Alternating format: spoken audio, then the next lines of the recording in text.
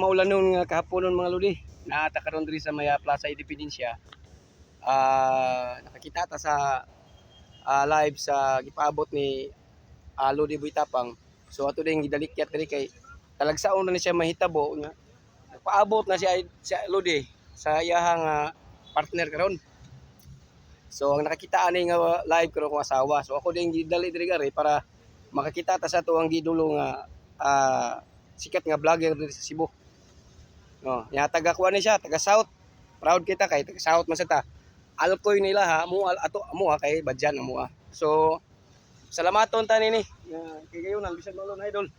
Bisag maulan nung daghang kay mga fans nagpaabot ri oh. Bisan pahipi lami rin daplin, bahalag taliksikan bahalag masakit basta nakakita ta sa tuwang paboritong vlogger nga kadadlaw to makita sa social media. Sige.